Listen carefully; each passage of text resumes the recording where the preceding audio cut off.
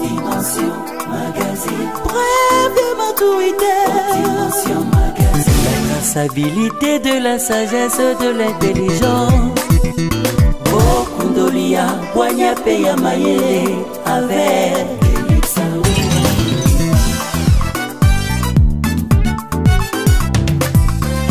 Dimension Magazine. Pour recevoir tout genre de célébrités. Dimension Magazine. Balais à côté, balais à passion. Sois le bienvenu, il suffit de nous contacter.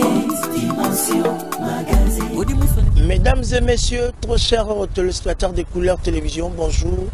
Bienvenue à tous et à toutes à ces grands magazines haute dimension, preuve de maturité, qui vient à peine de commencer. Vous allez bien? Vous êtes en train de constater que Haute Dimension a changé de référence, a changé de place, parce que aujourd'hui nous allons faire ces grands magazines Haute Dimension, preuve de maturité ici à l'espace échanger. Vous connaissez très bien l'endroit, limiter les manakatsuana, parce que événement mon né le 6 octobre. C'est pour ça que nous allons recevoir l'artiste en vrai, l'artiste enseignante, l'artiste de perfection, l'artiste très humblement. Elle monte en puissance ici dans notre pays démocratique, Kinshasa. Nous avons un endroit, espace échangeur. Donc, sans plus tarder, nous allons faire appel à la servante de l'Éternel, Maman Godé Boneme, elle est là. Nous allons essayer de parler de les à côté et de les à quatre au travers de ce grand magasin en dimension, preuve de maturité. Aïe, va vous fixer biso. Aïe, va vous fixer biso. Programme le 6 octobre. Ah mais ma quartier na chassa misika kutoko makasi na robo simbi makasi. Merci beaucoup. Et ça va bien repasser mon salaire nzambe va valeur la reine mère. Merci beaucoup. Vous êtes une reine, hein? Prenez place. Merci beaucoup. OK. Merci à la de retour à l'hôtel à Kinshasa, à l'hôtel à Brazzaville, à l'hôtel en Afrique, partout dans le monde. Je suis très ravi, très ému à présenter ce grand magazine haute dimension, preuve de maturité. Merci au coordonnateur Max Mbenga, notre grand frère. Yabalé qui est belé, Kouloutou, Yabalé qui est belé. Merci de votre assistance.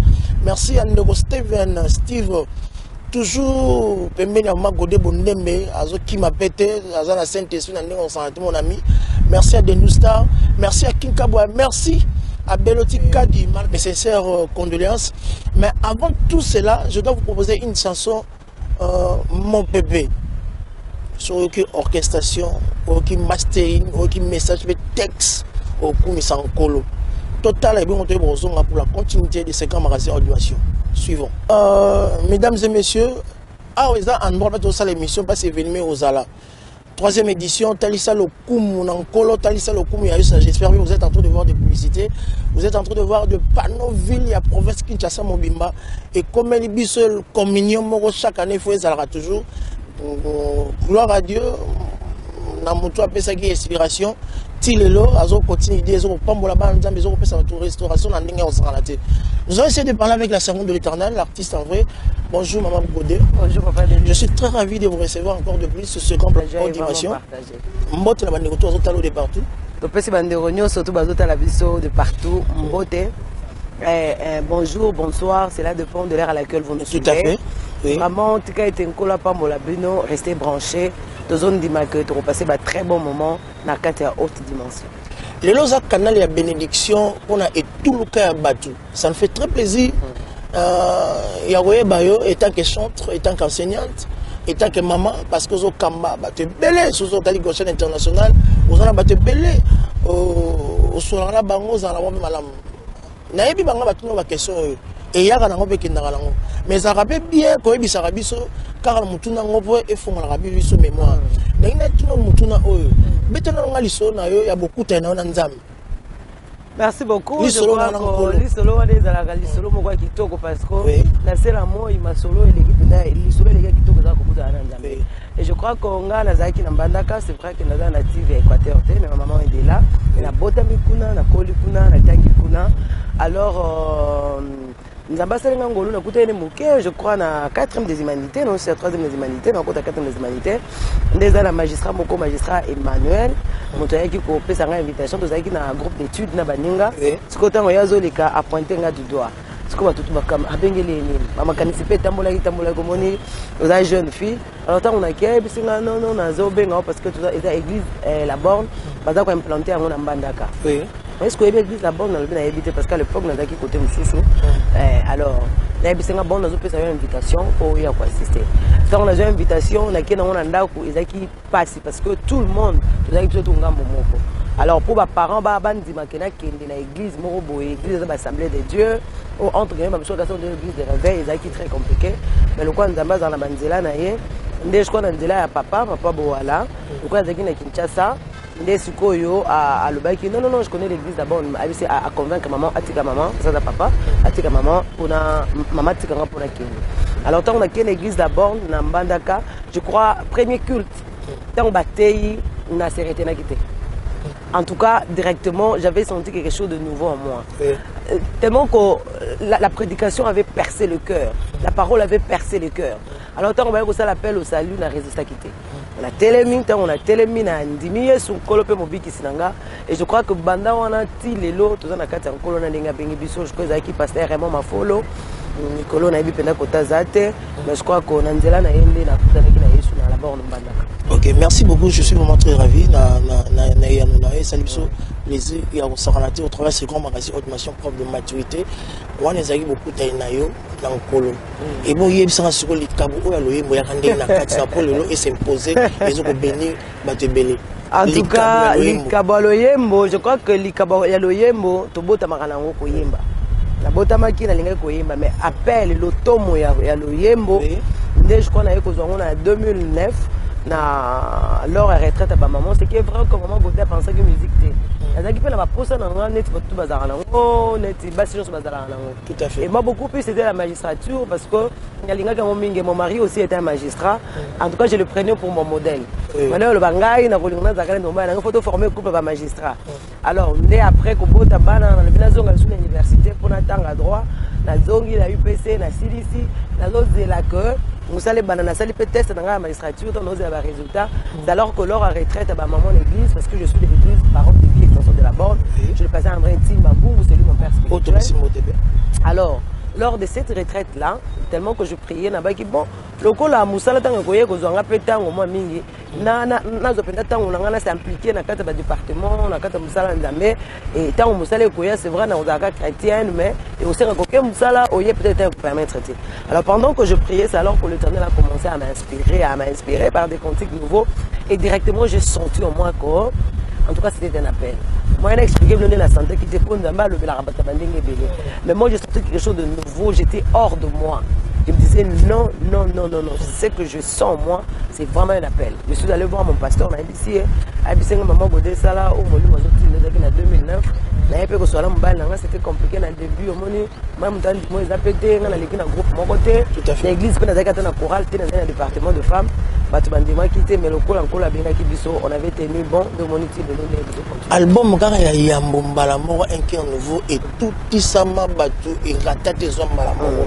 Bakambanga et Bikisa Batu, il y aura un témoignage dans l'album Moine Sala. Tant que vous avez un cœur nouveau, le lot mon pépé. Tilelo. Au milieu de la randonnée, maman, au salon, aux yeux, quand on peut, témoignage dans le baraka, Dieu est fidèle. Oui. Dieu est fidèle. À cause de ça, au début, on a début, on a quitté. On a été le solo, tala, mukile zarana logique et il faut les la cursus il faut la chorale, il faut les cabos. On a des logiques mukile. La logique en Zambé zarakokamo à cause de on a néant cabo na côté mon cachette. Parce que au légui na katina choralité je me rappelle na Mbandaka nazaki na attends nazaki na catholique nazaki na bakanda noirite mais ezaki te que groupe net à biso à musique. Est-ce que papa bande oyeba ki onde koyeba pe? Ouais, papa bande koyeba parce que même mon mari aussi le savait parce que même en tant entourage nanga ba yebi que ngezaki soki fête za na ndako nazala na nazoyemba linga ko za micro na linga te ko musique ebeta nazoyemba mais ko kanisa ke naemba oh non c'était pas moi. So yebsa maman Godé bono au travail c'est comme magazine en dimension. Premier jour posa vi vont na studio ko ko la ta casque. C'est grave. C'est circonstance na maman nini. Oyemba liboso oyo. C'est grave. Zabo la ta casque. C'était comment? Je crois Tango Nabani Maramaroyemba, c'est alors que mon mari, par les canaux, il y a Maître Mavinga, des clés Mavinga, les barreaux me la studio Papa Zola, à RTNC. Alors, n'est-ce que Papa Zola, Tango Yoki a le bibon, pour nous tester, il faut y avoir un groupe Mobimba, bossa la maquette, album Mobimba. Beaucoup de bossa la live, comme ça, il y a ma capacité artistique, il y a mon comme on a bino, il y a un peu orienté bino. Il y a un peu de il y a un peu de album, mais pour nous, la maquette, il y a donc on te check casque et bimaki na okaka et bimaki na okaka et bimaki na okaka mais Papa Zola était très optimiste vraiment Zaki optimiste aibisa non maman vous avez quelque chose aibisa nga lobi loko na zo sepela kati na assurance aux ana on aibisa ki muto da très rassuré loko zo sala oda 100 francs tu crois donc OK no musika et abane ko aibisa nga lobi non. Par contre, ça va voir mon go, ils va voir les rare. Va voir la bine, ça va voir mon go cassé. Oui, ça le quoi zika. Alors mais ça en valeur, maman Godé. Au roman que on a la particularité na yo. Et parce que tu as déjà quelque chose et l'autre de ces personnes, ça conviction aux ala wana, dunzo aux ala wana, condiment aux ala wana que tu peux faire quelque chose. Et je crois qu'on avait tourné la maquette, tout ça qui maquette tabliso. Tango Sili, c'est alors Papa Zola comme peut encadrer par rapport au premier album. Merci, c'était la servante de l'Éternel, chantre de l'Éternel, l'artiste prédicatrice, l'artiste enseignante. Excusez-moi, n'est la bien prédicatrice parce que ce que vous êtes en train de parler là, c'est déjà l'évangélisation, ce que vous faites là. Donc, si on est ici à l'espace échangeur, Tozali, pour ça l'émission place événement et vous avez la 3e édition, Talisa Lokumu Yayesu. Talisa Lokumu, ton message, on a un mot qu'on a vu sur la Kinshasa. Mais je suis ma collègue Kataki na Brazzaville. Et puis ça c'est une évaluation. C'était comment à Brazzaville, parce que tout le monde tout le monde qui a bossé en terre, ne comment cette image tout le monde qui a dernier les gars qui yo moi personnellement. Aujourd'hui idée à Brazzaville n'engeni. On a un. Nous bani à Brazzaville parce que aux la fanatique à la Congo à Brazzaville. Afrique, Europe, partout. Vous avez certaines personnes qui vous appellent, qui vous assistent, balingara toujours là-bas. Nous bani à Brazzaville. Et vous allez Kinshasa, na Brazzaville. Merci beaucoup. Je crois que Ezaki pendant l'icanicité, c'est vrai. Et là pour ça, na biso banda to banda musala nzambe banda kala ki to katsa pe na Brazzaville to ça musala nzambe. Maintenant on peut ça mela ki bisoté. Alors cette fois-ci, je crois que c'était dans la prière que j'avais senti en moi qu'il fallait qu'on katsa Brazzaville. Et pendant qu'on le bappe, qu'on le bappe nzamba zaki na biso parce que on a la bande la bête de musique na Brazzaville, banda na bandi carrière na zala invité na Brazzaville. Mais ata bande comme ça peut-être entourage va vraiment le quoi folie. Mais nous quand nzambe mutatinda ki biso, il est to katsa na Brazzaville et ceux qui nzamba tindi batu je crois comme ça na wetali. Non bête na Brazzaville to ki na Brazzaville. Ata na église na Brazzaville na kota te pour en prester. Donc, Zaki Mbala Biso Aliboso qui est dans Brazzaville et tout pas molin Nzambe de ce qu'il est fidèle. Nzambe soko atindi mutuye mo yebinde na ngo kosala. Donc Nzambe zoki musala na yo en charge. Na makamba Brazzaville wana na musala Nzambe. Na lingami ko se dedwa ne po makamba ndenge lekilaka. Mutu en tout cas goda ko sala ngote. Mutu moko tina sema ko sala ngo ezaka Nzambe. Et je crois que évaluation ngo ezali malamu et par rapport à Talisa Lokumu, c'est une vision mondiale. Tozo bondela Nzambe. Tu que bande ko belé bazo benga biso bazo komela biso baza vraiment assoiffé ya ko passer baton na bango na kata Talisa Lokumu et biso peut te comprendre déjà Nzamba ça à simiso na mitema que c'est le temps on a ko bana maintenant ko tambola partout je crois que maman Godé a une vision que Dieu lui avait donnée on moni banda kala na banda pour ça la mouvement il y a tout le ministère vision ministère au Talisa Lokumu ya Yesu c'était venu comment par révélation tout le monde a biso tout le monde a commencé édition Talisa Mututu à se soulever. C'était vraiment une vision. Là, c'est quel mystère? Bana Gauchen Bayebi, comment on expliquait comment Dieu me l'avait dit. Et n'excès Dieu. Ouais. Donc, tu m'as dit préparer Kaka concert, on a biso. C'est alors que nous avons dit que non, il faisait la Talisa Lokumu Yesu. Bozoya, Ogumba Milanzambe.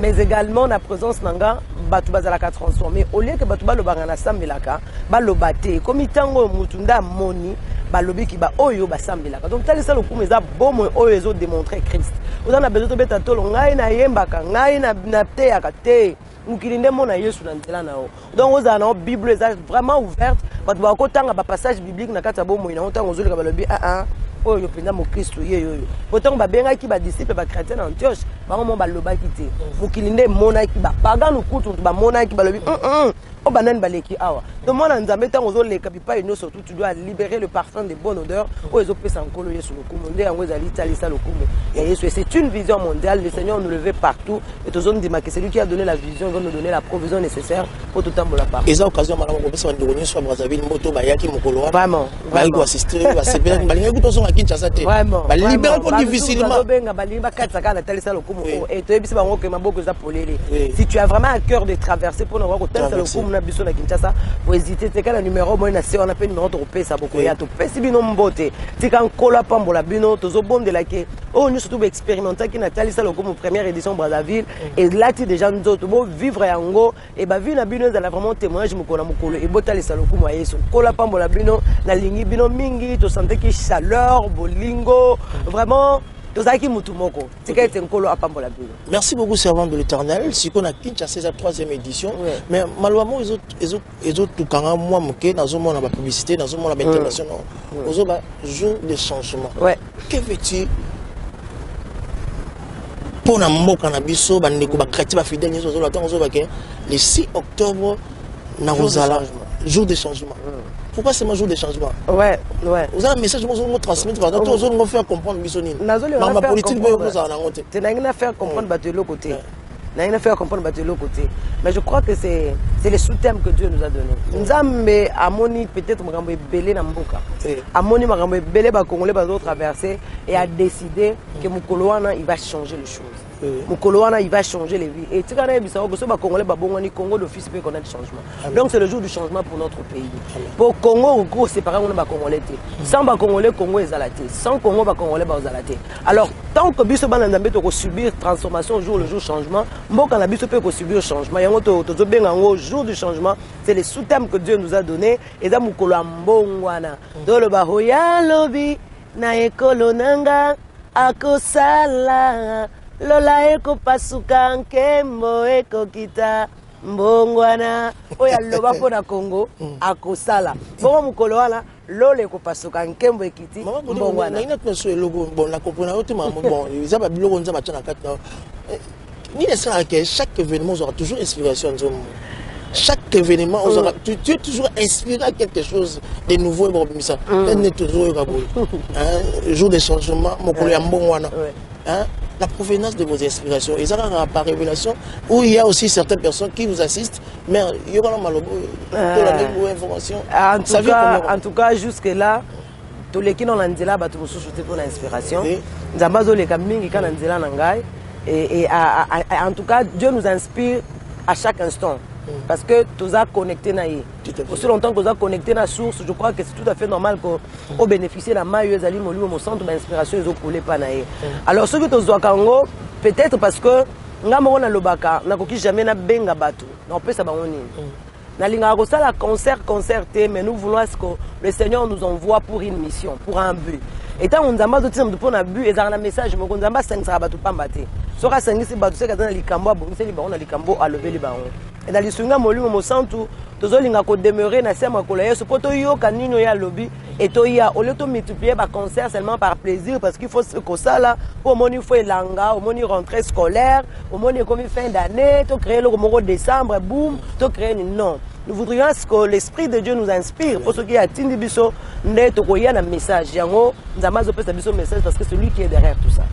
Merci la servante de l'Éternel, chantre de l'Éternel, artiste gospel international, celle de Kinshasa, Maman Godé Bondem, ça fait très plaisir de vous recevoir encore de plus ici, parce que surtout il y a un feedback qui m'appelle. Les Arabes Congo, mon bazar a besoin, tout le monde, Congo, mon bazar a besoin, et puis là, c'est bien, tout ça, moi j'aime donner en exclusivité, en grande exclusivité, pour Nkolo. Le 6 octobre, ça s'annonce déjà. Mkolango et Kozala Nengenini. Batuba lo Lengenini. Batuba Bongama lo Lengenini. Parce que Mokolo est bon le 6 octobre. Batunde Wazola, au travers ce grand magasin Haute Dimension. nayo moko okulingeza ndenge bato babongama ndenge baya moko. En tout cas bato babongisa maboko na bango po bayamba maboko ya molimo eza kondima koya no biyelela yelela te yaka na décision loba mpenza na keye échangeur na décision tala makambo yango mpe jour du changement tosala na échangeur. Donc inspiration toujours. Donc baya vraiment kati na kondima parce que moto aza na kondima abikaka toujours ngolu na nzambe ebongama koya te pona ye kotala maman Godé koya te pona ye kotala soki nini pona ye kobeta kaka tour mais dis-toi que je suis allé à la rencontre de mon Dieu. Je suis allé vivre ce que Dieu a dit à mon propos et certainement okobika parce que nzambe na biso akosaka te oyebi na lisolo ya Bethesda Yesu ayebaki na ye bien que mokaka tenazaki na besoin lobiko ma otu na ye veux-tu être guéri c'est-à-dire nzamba salinga kala likambo eza yo olingo bongwana olingi likambo bongwana ça dépend de toi ça dépend de ta foi de comment tu vas t'approcher de ce trône de grâce pose en golo donc on dit maibele qu'on dit manoise à la côté les mains et les autres loba na zo bombe de la que ose déjà colère sainte colère spirituelle et matin dis-toi que Seigneur ça ne finira pas comme ça dis-toi que Seigneur n'a aucune des balades té mais je viendrai j'irai à ta rencontre Seigneur et certainement au coup d'un nzamba lola étant au kobi mo témoigner. Merci na bande retour à ce travail ce grand magazine ordination preuve de maturité donc non l'exabino n'engezaki na Brazzaville et puis total deuxième édition n'engelekaki et puis tout le monde continuer ma solo au travers ce grand magazine ordination preuve de maturité l'entrée c'est gratuite ah net que là c'est le lot et comme l'entrée c'est gratuit donc mon ta foot son bon côté mon ta télévision à porte était mon ta tout noté et ça nango ya ofélé il y a zéro mais yo koto na yo soko mami pe offrande na yo ou même quelque chose parce qu'il y aura des DVD des supports de Maman Godé Bonnet mais vous pouvez venir pour acheter aussi ça sera quelque chose de bien na bandi sonorisation koto ana l'artiste a longa déjà koto ana koto orchestration koto ya l'organisation yo mo za makasi d'organisation donc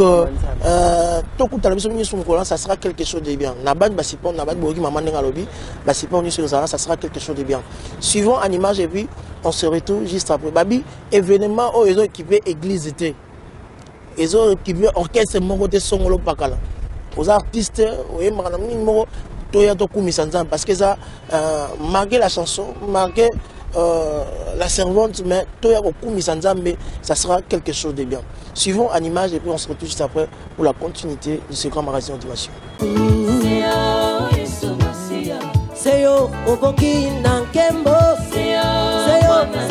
seyo okomisa biso mo pepe on y va okomisa biso mo pepe esika to utina esika to zokende mutu haeba fais-le bien okomisa biso est-ce que tu peux le crier très fort déclare cela okomisa biso mo pepe esika to utina zoto ebateo okomisa biso we mo pepe alléluia zoto okomisa biso mo pepe esika to utina ebateo oh seyo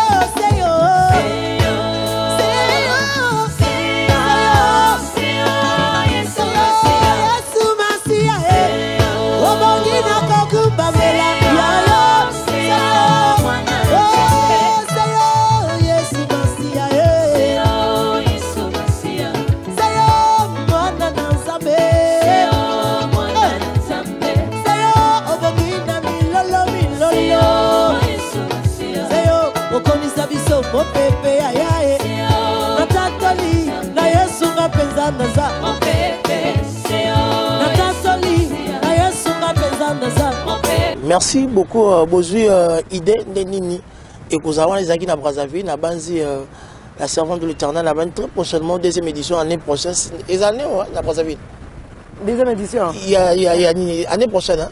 Ça sera pour l'année prochaine. Pas encore, mais tout le fraîchement. Oui.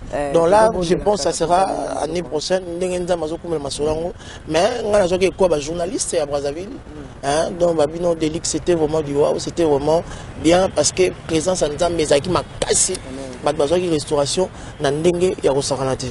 Alors, maman, Donc ça sera déjà le 6 octobre. Le 6 octobre. À 15h juste. 15h juste. Balanda me baya na bango 10h, 11h. Et puis à Brazzaville, monsieur baya 12h, 13h.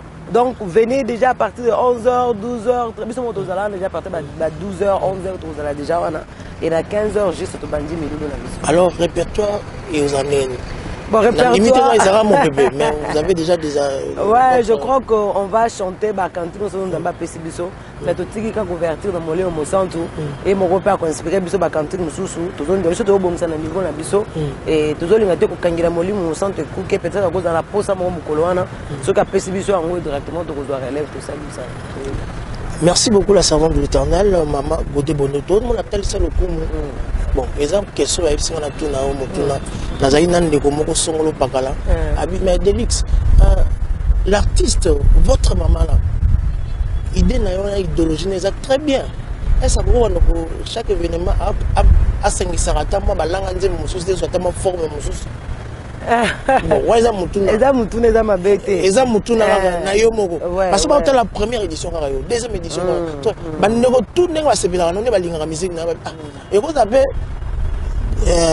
talisa le coup ya yo édition bon tozana frère tel. Tozana certain.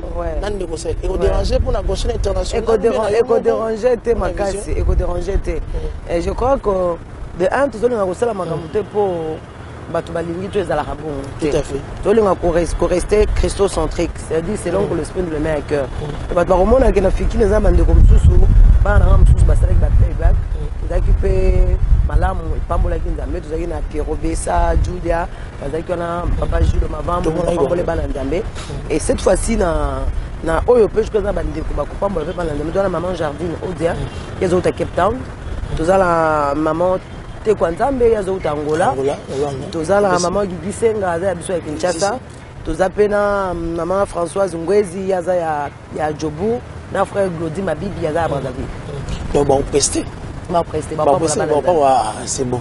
La base aux yeux et à yo, ndeko atuna mutuna na bande aux yeux et à yo au travers de ce grand magasin d'animation. Donc vous êtes là pour tout le monde. Na CP na makasi ya trop ya oleka mingi.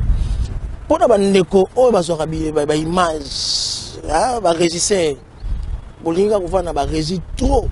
Et si on trouve biso tout au bout na aw. Vraiment. Ba chaîne tira loso loso. Bon pour ba chaîne. Et comme on va playlist. Parce que si on trouve des événements, il y a un ndenge ya kusakana te tika na biso mama Godé Bonoto nzamba pambola pour la idée pour la révélation pour l'initiative aux ateliers ça le comme ba comment on se perd on ezara mukona ezara lwa moi barbecue moko pour mettre dans le Seigneur ils ont vraiment festivité dans le Seigneur ça nous fait très plaisir quoi. Donc l'album est déjà disponible l'album mon pépé. Je crois que mon pépé est partout sur le temps d'Akin Express comme on l'ango sur le na babisi ko bateka bilo akolia mais tanga kombo nango te bon mon nango mais également maman Godé azana bureau ezana 8e rue kuna pe ba bilo na le 8e rue industrielle numéro 8A sur le ministère amène immeuble landi kuna bureau na biso ezakuna yango pe ezali et puis ba numéro tozo pesa bandeko bako benga mais bandeko bazo na biso libanda na Play Store soko télécharger en tout cas la Play Store ko télécharger application Godé Bondembe oko to bandema biso surtout ya ofele eza kutu ya otekate to zape na site na biso site web na biso ezali godebondembe.cd soko koti na site na biso alors ko te bandemo na biso nyonso oko to bandemo na biso ya ofele oko soma ko kutu te donc bomi tungisa te ozali banda na kozwa wapi na kosala ndenge nini et ben télécharger Godé Bondembe la Play Store aux Banzembo au sein de site web na biso godebondembe.cd au côté Banzembo na biso. Merci beaucoup servante de l'Éternel maman Godé Bondembe. Hello monsieur Kamusanga même ngoma mikina mais même ba na yeba ya ça toujours joyeuse na mambo ya nzambe. Parlant na route no mutu no et bon ndabi nzama selo e belé mais témoignage moko marquant et tout ça va mutema na. Et si magobi ngata tina lola ba édition de la 3e édition tina ba 5e édition ba lola kuna na nkolo okotika mama nzambe te na ibi ba témoignage e belé na zo e ba te nyoso to le lisanga kati lelo mais makasi na koloba tango ba déclarer ki mwana nga Enoch autiste. Oui. La médecin de que moi on autiste parce qu'il ne parlait pas, il ne faisait que crier, il ne comprenait pas les choses. Donc il fallait que une école à troubles mentaux. Selon Bango, on est allé qui m'a la monté. Mais talents on a le lieu donc dans la première primaire. Maman chérie, je t'aime beaucoup. Ça me fait pleurer au jour le jour. Nzambe le doit lobby ça moi na wana. Ba médecin écoute ba kama ba lobby en tout cas dans Nzambe solo parce que l'autisme ne guérit jamais. C'est un handicap qu'on vit avec. Mais cet enfant aujourd'hui va à l'école, à comme la première primaire. Bongo, à celle de voir mon colonne 10 na comme la ndako na kita kata la mutu kate. Ça qui c'est pour moi qui maman, j'ai eu 10 sur 10, je vais pleurer, je dis Seigneur, tu es fidèle. Amen. Tu es tout puissant. Ok. Merci beaucoup, servant de l'Éternel. Pour tout ça, c'est un plaisir. Tout le monde témoigner sur lui. On a pu toucher.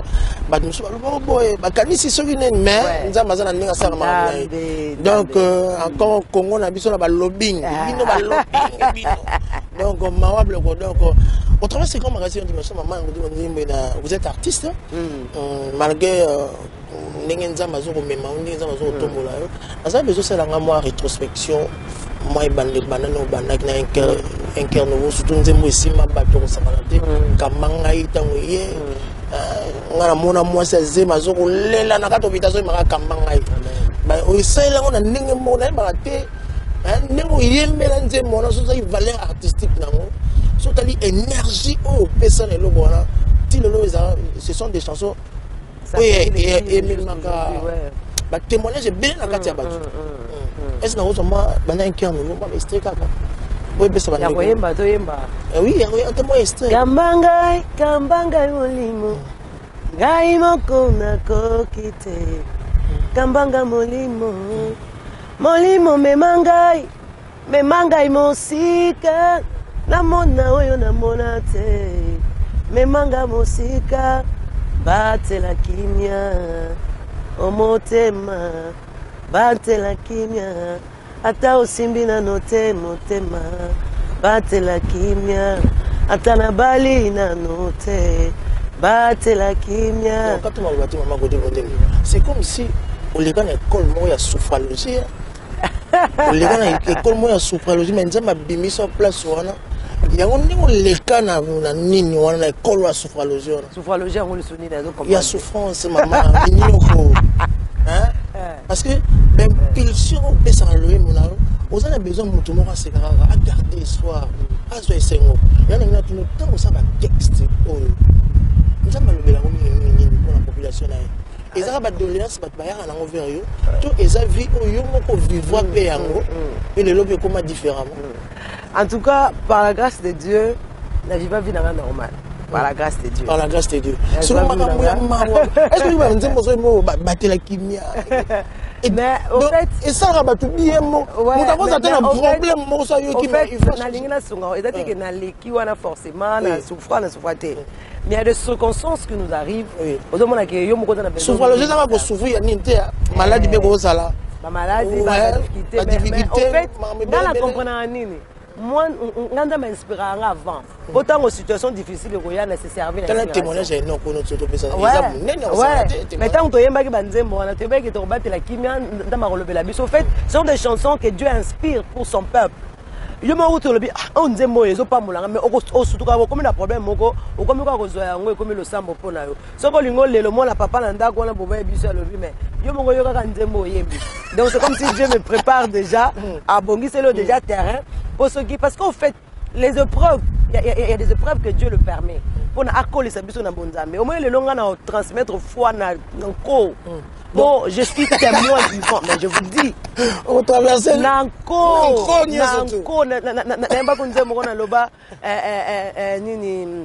Yahweh, Yahweh, Yahweh, oyo fungone na kokanga ata miso ya na pas mina bosse sonze mongo c'est-à-dire ata na mona te mena miso molimo na ndimi na nko c'est-à-dire je peux transmettre la foi pourquoi parce que je suis témoin vivant au moni mosala nzambe nyo surtout nzamba lingaka otangaka ante otangaka Abraham te.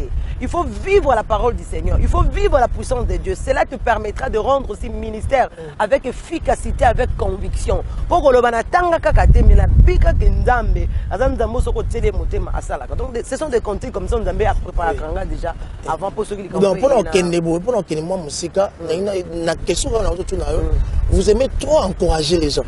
vous avez trop à motiver les gens. Ouais. Vous avez trop à repousser mais au fait, vous encouragez, vous motivez. Écoutez, la Bible personnellement gagner qu'est-ce que vous gagnez dans tout cela? En fait, ce n'est pas moi qui motive, c'est l'esprit qui motive au travers de moi. Comment expliquer la sortie? Mais parce qu'en réalité, je suis esprit. En réalité, je suis mon pépé. Et je ne peux que suivre le mouvement du Saint-Esprit. Maman Godé est omnisciente. Il n'y a que Dieu seul qui connaît. Alors moi, je suis juste un canal. Il veut encourager ses enfants à communiquer parce que, laisse-moi vous dire, au travers des cantiques qu'il nous donne. Comme pour dire qu'on est dans mais c'est le Saint-Esprit de Dieu au travers de Maman Godé. Laisse-moi vous dire, Maman Godé, vous avez la chose de Dieu en vous. Donc, César, vous avez au travers de la chanson. Vraiment, félicitations et bravo. Je vous félicite, parce qu'on motivera toujours. Au titre de Karamoto, on a des espoirs. On a inquiétude. La Bible est agréable. Parce qu'en fait, même quand le diable nous attaque, en réalité, il attaque notre foi. Parce qu'il a vu que foi, ils actent les mots de fond, les abattements pas molli. Le temps où on a bundi, soto bundi, soto bundi, soto bundi, manayo. Il y a un faut de busarabal en Zambie, il faut battre la rondima. On peut perdre nous surtout mais rondima. S'il te plaît, sur dans la rondima. Les camots pardonnés qu'on s'est multiplié au bout, elle sous 10 fois. Nous sommes corps du Christ, nous sommes appelés à nous encourager, comme nous dit l'apôtre Paul, exhortez-vous, encouragez-vous. On peut tout ça là, on atteindre le yémoté même dans Malouba. Et puis félicitations, et là on s'en donc pour la Goshen internationale. Même texte, message qui est autour, et puis son sonorisation, il y a Goshen, ils ont changé. Son musique, c'est Maman Godé. Excusez-moi les termes, mais ça rassure. Bon, la musique comme sous JB Weranson, l'originalité. Mais il y a l'originalité, il y a une orchestration, il y a un téléphone, tout ça va rythme. Et en fait, habitant un peu sa vision, un peu sa provision. Provision d'un bon côté, et ça bâton d'un match tout tournant. Net bilo va provision dans la télévision à ma casse. Na appelle la balle, ba yebi musique on d'amba tchaba tout tourne nga parce que ba provision on d'amba celle qui va comprendre ni ngoza kati na nga pour ba dégager rawana. Donc nous travaillons toujours en synergie, d'amba pédir son inspiration et à tchaba on a des ba soso là qui maman oyo na on d'amba tie la musique il faut to kende na bongo ya ba sura. Merci beaucoup, félicitations, bravo, salutations à l'excellence William Tino, ambassadeur universel de la veille, m'avait dit, à apôtre William Tino, à Binan Délix, cette fois-ci, 3e édition, moi-même, je vais venir pour participer, pour voir la cérémonie de l'Éternel, quand il sera avec tout son groupe Goshen International, ça sera quelque chose de bien. Merci à l'excellence Florent Tiba, ministre d'État de Brazzaville. Bandeko, on a besoin d'événements, mon coloango, papa l'a aider, on va se cano, et ça va mon colomango, le 6 octobre. Les 6 octobre, les 7, les 8, donc, ils ont ma bête. Maman, nous citons déjà vers la fin pour clôturer cet entretien. C'est grand magazine haute dimension, preuve de maturité. La bande dit Malassima, la bande tout ça, avec le groupe Goshen, et ça a malam mingi. Maman, fixez biso pour mon colo, il y a le 6 octobre. Parce que le Tigolo Cameroun expliqué mon colo. C'est que Dieu vous a mis en cœur. Nous avons dit ma tienne à 4 dans mon colo. Pour nous connaître sous son par la télévision, au travers le monde, au travers de couleur télévision, ça sera quelque chose de bien. En tout cas, le 6 octobre, le Seigneur nous aime tellement et il y a un peu de mon colo. Le but est que 6 octobre, jour du changement, 6 octobre, mon colo est bon. Et le Seigneur va changer les choses. Il y aura inversion de choses. Malame qui m'a bé qui t'a nassé, malame m'a-t-il colo. Pour l'élève qui t'a nassé, pour ce que m'a-t-il colo. Il y a un homme qui t'a nabiso, s'il te plaît. Ne regarde pas Maman Godé, mais écoute la voix de l'esprit qui sort au travers de Maman Godé et sois saisi, laisse-toi emporter par cette voix. Et Yaka un échangeur le 6 octobre. Yaka un titi de Yarondima. Et tant au Robima ndengo kota kité. En 13 ans, il y a Ophélie. Au moins, il y a un échangeur à 18e rue. Et c'est quand effigie à Lumumba Zali. Donc, on déconne parce que c'est un symbole à Mboka Awawa. Alors, venez très nombreux. Boya et Belé à partir à 11h, 12h, 13h, 14h et à 15h juste. To bandi milulu na biso ya talisa lokumu ya Yesu. Bible lobi soko tomboli Yesu oyebi nani azalaka. Yo ya kotombola yebongo oyeba nani azalaka. Mukolo wana Yesu alingi amimonisa. Neka tozoloba oya lobi na bomoi nanga akusala lola eko pasuka nkembo eko kita mbongwana oya lobi nde akosala mukolo wana lola nde ekopasuka nkembo ekiti tango nkembo ekiti mbongwana donc bozanga te boya vraiment ebele. Merci, merci Nabandeko tout batali biso travers ce grand magazine Audition, donc preuve de maturité. Le 6 octobre, ba betelo lisolo te ba ibisa ote ndenge nini roleka parce que je sais très bien c'est la servante de l'Éternel, le chantre de l'Éternel, Dieu l'utilise puissamment dans l'oyembo naye na mabim parce que Goshen makin nous pesa ko saranate la soirée c'est pour essayer pas possible. Mais là ils ont musique et la gospel là Goshen international terrible. Donc là, on a profité de retour à Goshen International. Là, on a assisté à Steven, toujours scotché. Il va avoir beaucoup fidèle au poste. Donc, changeons à Zata. Merci beaucoup. On a retour à Talibiso le 6 octobre. Au Lingaroyemba. Au Yoga Mise Baroyemba, au Lingakobina. Au Yoga Lokito Yakosaranate. Donc, parce que là, Goshen. Et aux Amalam Mingi. Parce que Mukoloana, veste, un Mukoloana. T-shirt, Nanga. Donc c'est un peu ça. Bino de partout, venez assister pour ces grands événements. Ça sera quelque chose de bien. Dans les 6 octobre, c'est en 2020. Pour rater, on va récupérer en 2020. Le 2019, on a 2020. Et bon, 500, ça sera quelque chose de bien. Merci à Kim Kamwa qui était à la prise de vie. Merci à Beloti Kadi. Merci à Dendustar. Merci à Arsène Wallace. Le réalisateur de cette émission. Merci à Rombo Capita. Merci à Belly. Hein? Merci à Belly, ma photo qui tourne. Merci à Ndeko Max Menga M14. Robert tourne en Félina. Robert tourne en Félina parce que maman ça vraiment c'est bon. Maman Godé bonne mais tira na bisayo oza nzambe oza nkolo. Gloire à Dieu, amen. Donc oza nzambe oza nkolo continue toujours ko pesa biso biloko malamu, ba texte ya malamu. Vous êtes servant de Dieu, tu peux bénir cette émission. Hein? Au nom de Jésus, que cette émission soit bénie. Oui. Au nom de Jésus, que cette émission soit un canal par lequel le belé va repérer sa bombe ne pas Yesu. Au nom de Jésus, ce que tu belé va vous en a difficulté pour en contourner, mais le col en Zamba Zamba Bokeseni. Et puis le col est si que Zabisika Banana Zamba Tali Sakata on nous Bokeseni. Émission Oeza Moana Mutazo Sala. Et le comme côté Zanga la combo na Yesu. So bato mususu bakokuta na bambish mais bino bokuta na ngote liboso ya bitumba pe mikakata ne kotelema liboso na bino tika ete nzamba pesa bino mapapu na mpongo bo matali kolo pe bo voler likolo. Que la paix du Seigneur demeure dans cette émission au nom de Jésus. Amen. Toté maman balobi ba les akota na ba les akati autrement autre dimension preuve de maturité c'est du lourd. Ba beza vacuum ya ngone masolo na ndenga osangana te.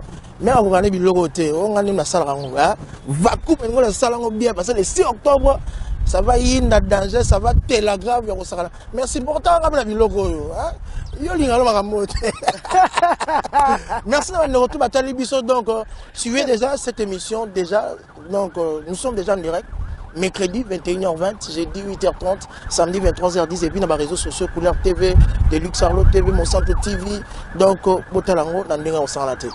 Encore une fois, mesdames et messieurs, comprenez que j'ai dit, j'ai parlé, je finis. Fin de citation. Soyez le 6 octobre au Kota Lola. Le 6 octobre, awa.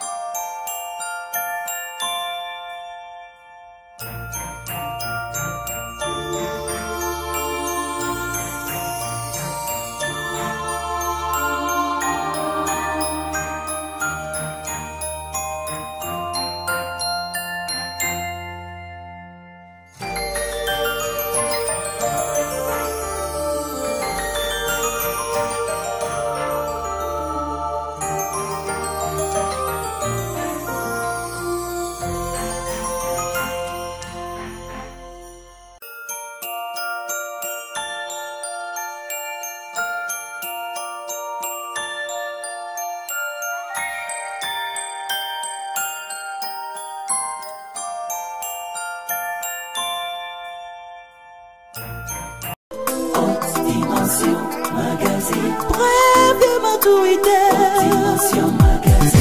La traçabilité de la sagesse, de l'intelligence. Bokundolia, Wanya Peya Mayele, avec